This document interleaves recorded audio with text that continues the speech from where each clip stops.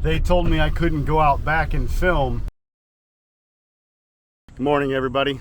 My name's Kevin, and I live in that van with my two dogs, Barrett and Bella, and today we're traveling West Virginia. We're gonna see what's hidden in all these forests back there. I'm gonna hop in this van after I put my chair away.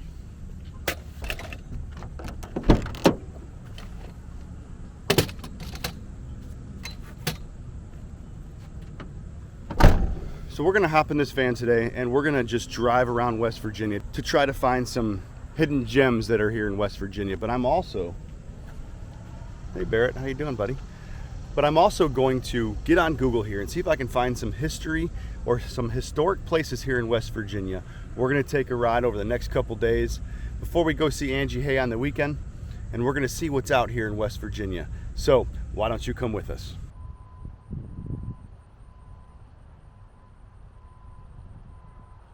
All right, guys, here we are at the first stop in West Virginia, and this is an insane asylum, a very famous one. Let me read you some histories. It's called the Trans-Allegheny Lunatic Asylum. I know I'm butchering words all the time, but the Trans-Allegheny Lunatic Asylum, subsequently the Weston State Hospital, was Kirkbridge Psychiatric Hospital that was operated from 1864 to 1994 by the United States government and the state of West Virginia in the city of Weston, where we're at now.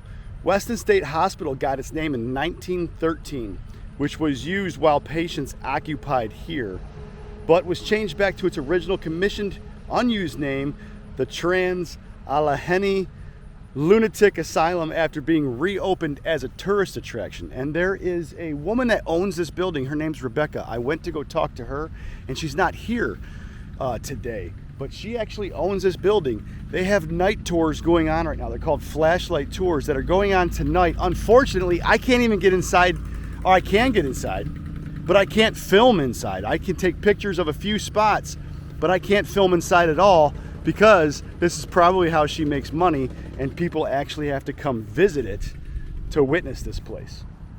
See if we got some more history on this. Designed by the Gothic Revival and Tudor Revival styles by Baltimore architect Richard Snowden Andrews. It was constructed from 1858 to 1881. That's how long it took to build this place. Wow, originally designed to hold 250 people. It became overcrowded in the 50s with 2,400 patients. It was forcibly closed in 1994 due to changes in patient treatment. The hospital was bought by Joe Jordan in 2007 and opened for tours and other events to raise money for its restoration. The hospital's main building is claimed to be one of the largest hand-cut stone masonry buildings in the United States and the second largest in the world. Holy cow! With the only bigger one being in Moscow, in Kremlin, Moscow. As Weston Hospital's main building, it was designed as a National Historic Landmark in 1990. What's also interesting about this, so the popular culture of this, is that the former facility was featured as a haunted location in several paranormal TV shows, including Ghost Stories, Sci-Fi's Ghost Hunters, Travel Channel's Ghost Adventures, and Paranormal Lockdown on Destination America on the Learning Channel, as well as Portals to Hell, and most recently Travel Channel's Destination Fear. So this has been part of a lot of TV. The facility is featured in Bethesda's Game Studios' 2018 of Fallout 76, never played it, under the name Fort Defiance, acting as a base of the Brotherhood of the Steel, one of the game's main factions. So I'm gonna flip this camera around here and show you guys just the vast size of this place. And if you can imagine building this place way back then, just the sheer size of this probably looked like the most amazing thing to people back then. But take a look at the property.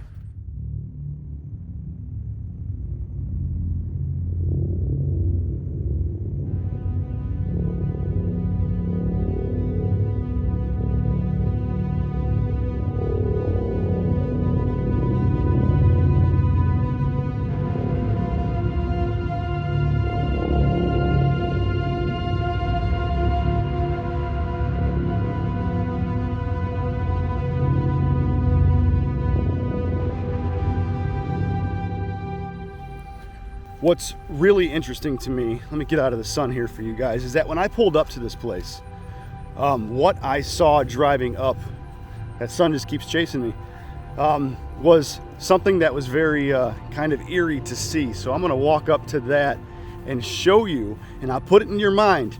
This is an insane asylum from the 1800s all the way to the 1900s. And this is way before technology, when ghost stories were scarier, and just the presence of insane asylum stories from the movies in the 70s and 80s. You guys have seen The Shining and things like that. But check out what freaked me out when I first pulled up here. I'm gonna walk up to it right now.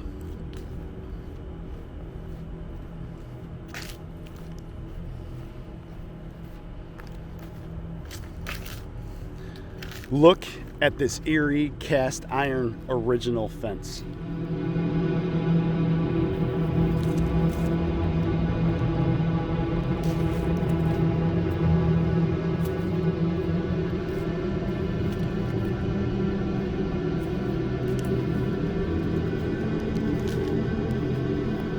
I don't know what it is, but that fence, it gives me the willies. I don't know what it is, but I'm gonna try to walk around to the back of this building and see if I can get a view from the back. I'm not sure if I'm allowed back there or not.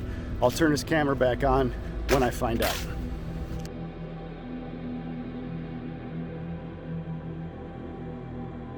All right, I just came from inside in the information desk. A couple very nice ladies that are working back there.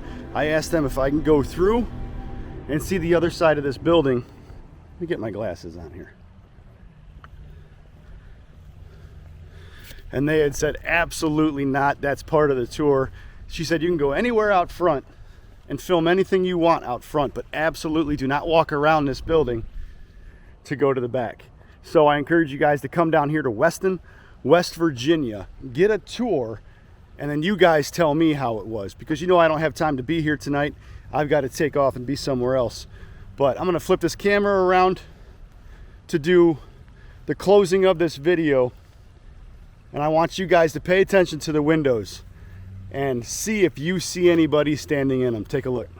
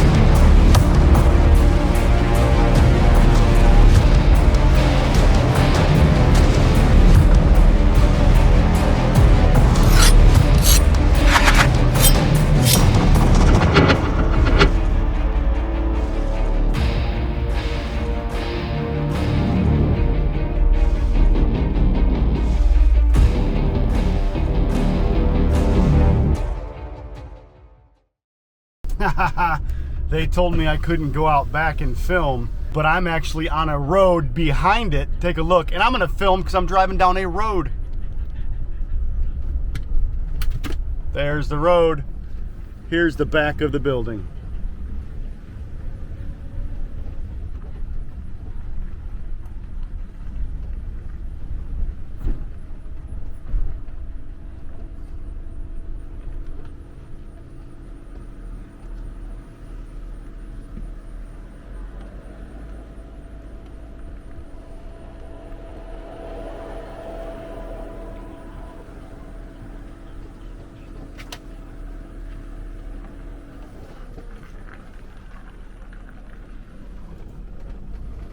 Look at this old building here.